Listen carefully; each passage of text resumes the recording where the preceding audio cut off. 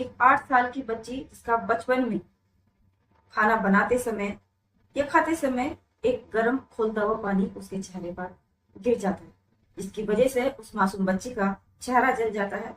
उम्र के साथ वक्त बीतता चला जाता है, लेकिन वो 8 साल की बच्ची अपने चेहरे को ठीक करने के लिए उसका परिवार लाख कोशिशें करता है, लेकिन वक्त के साथ साथ बीतते हुए वो चेहरा ठीक नहीं हो पाता, जिसकी वजह से उस बच्ची का कॉन्फिडेंस खत्म हो जाता है। लेकिन वो अपना चेहरा हर हाल में ठीक करना चाहती है, वो आम लोगों की तरह दिखना चाहती है।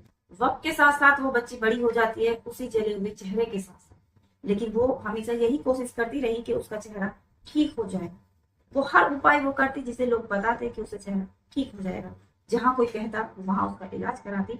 इसी बीच उस लड़की की मुलाकात उस एक लड़के से हो जाती है जो उसका चेहरा ठीक कराने के लिए उससे वादा करता है और उसे यूएई भेज देता है। ये वादा करता है कि उसका वहां पर चेहरा ठीक हो जाएगा, लेकिन उसे नहीं पता था जिस चेहरे को वो ठीक कराने के लिए वहां गई है वही चेहरा उसके लिए सजाए मौत की वजह बन सकता है।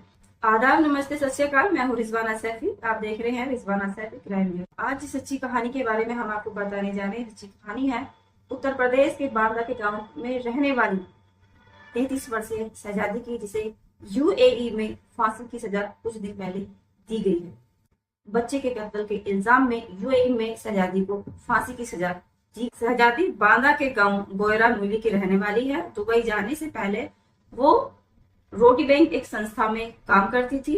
इसी बीच 2021 में शहजादी की मुलाकात फेसबुक के द्वारा आगरा के रहने वाले उजैर नामक एक युवक से हो जाती है। उजैर उसको प्रेम की जाल में फंसाता है, उससे वादा करता है कि वो उसका चेहरा सही कर देगा। शहजादी का चेहरा बचपन में एक तरफ से चेहरा झुलस गया था, जिसकी वजह से उसके जो चेहरा था वो खराब हो गया था। शहजादी हर हाल में अपना चेहरा सही कराना चाहती थी। इसी बीच उजैर ने उससे वादा किया कि वो उसका चेहरा सही करा देगा। एक दिन उजैर ने शहजादी को इलाज के नाम पर आगरा बुलाया था, लेकिन वहां पर इलाज नहीं हो पाया। तो उजैर ने नवंबर 2021 में इलाज के नाम पर शहजादी को यूएई भेज दिया। असल में उजैर ने शहजादी को उसके इलाज के लिए नहीं बल्कि अपने प्रॉफिट के लिए उसने शहजादी को वहां पर भेजा था। उजैर ने शहजादी को एक दंपति को यूएई में भेज दिया था। उस दंपति का नाम फैज और नादिया था। उनका एक 4 साल का बेटा था जो बीमार चल रहा था। उजैर ने शहजादी को बताया था कि तुम इस बच्चे की कुछ दिन तक देखभाल करोगी, जिससे तुम्हें इसके पैसे मिलेंगे, जिससे इलाज कराने में और आसानी होगी। शहजादी इस बात को मान जाती है और वो हर हाल में अपना चेहरा ठीक कराना चाहती है, तो इसलिए वो शहजादी उस 4 साल की बच्चे की केयरटेकर बन जाती है। लेकिन वो बच्चा था तो वो बीमार रहता था, जिसका इलाज चल रहा था। जो दंपति है वो शहजादी को बहुत परेशान करता था। वक्त बीतता चला गया। इसी बीच उजैर से शहजादी का संपर्क भी खत्म हो गया। शहजादी बार बार दंपति से कहती थी कि उसे वापस अपने घर जाना है, क्योंकि शहजादी समझ चुकी थी कि वहां पे उसका इलाज के लिए उसे नहीं लाया गया, बल्कि उसको वहां केयर टेकर के लिए लाया गया है, जहां पर उसका ना तो चेहरा ठीक हो पाएगा और ना ही उसको वहां पर दंपति बहुत परेशान करते थे, उसके साथ मारपीट करते थे और उसे घर के अंदर ही कैद बनाकर रखते थे, उसे बाहर जाने नहीं देते थे। शहजादी ने कई बार भारत आने की कोशिश करी, लेकिन दंपति उसको वापस नहीं आने देते थे। और इसी बीच जो उजैर है उसने भी शहजादी से संपर्क तोड़ दिया। जो दंपति का बेटा था वो काफी बीमार था, जिसके केयर टेकर के लिए शहजादी को रखा गया था। इसी बीच उस बच्चे की मौत हो जाती है। मौत होने के बाद इसका जो इल्जाम है वो दंपति शहजादी पर लगा देता है। पुलिस केस हुआ और शहजादी को जेल भेज दिया। 2 साल से शहजादी जेल में कैद थी। शहजादी पर बच्चे का कत्ल का उस पर इल्जाम था। वह 2 साल से दुबई की जेल में बंद थी। कोर्ट ने 4 महीने पहले शहजादी को फांसी की सजा सुनाई थी।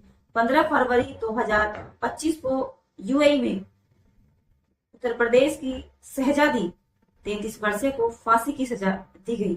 5 मार्च 2025 को शहजादी का यूएई में अंतिम संस्कार होगा। ही शहजादी के परिवार को इस बात की सूचना मिली कि शहजादी को 15 फरवरी को फांसी की सजा दी गई है, तो परिवार में गम का माहौल हो गया। जो पिता है उन्होंने कहा कि उनकी बेटी बेकसूर थी और उस बेकसूर को फंसाया गया है। शहजादी के पिता शब्बीर खान ने कोर्ट में दायर याचिका में दावा किया था कि 14 फरवरी 2025 को उनकी बेटी से उन्हें कॉल पर उनसे बात हुई थी। उसे जेल से शहजादी ने बताया था अपने पिता को कि उसे जेल से हॉस्पिटल में ट्रांसफर कर दिया गया है और उसे फांसी की सजा दी जाएगी। उन्होंने अबू धाबी कानून के मुताबिक शहजादी को क्षमादान दिए जाने के लिए भी अबू धाबी के स्थित भारतीय दूतावास को एक लेटर भी लिखा था, लेकिन उसे कुछ नहीं हुआ। फांसी से पहले शहजादी को उसकी आखिरी इच्छा पूछी गई थी, तो शहजादी ने बताया कि वो अपने परिवार से बात करना चाहती है। बांदा जिले में उसके घर पर फोन लगाया गया। शहजादी ने बात करते हुए बताया कि ये उसकी आखिरी कॉल है, इसके बाद फोन कट जाएगा। शहजादी ने अपने पिता से बात करते हुए बताया कि पापा, मेरे पास टाइम नहीं है, आपको कचहरी के चक्कर में मत पड़ना। 2 साल से मैंने आप लोगों को नहीं देखा है, अब तो हम पर कोई कर्ज भी नहीं है। आप लोग बिल्कुल भी टेंशन मत लो। वैसे भी मेरे साथ जिंदगी में बहुत से एक्सीडेंट हुए हैं, ये और आखिरी एक्सीडेंट हो रहा है, इसके बाद कोई एक्सीडेंट नहीं होगा। आप लोगों को मुझे भूलना पड़ेगा, मुझे आप लोगों से कोई शिकायत नहीं है।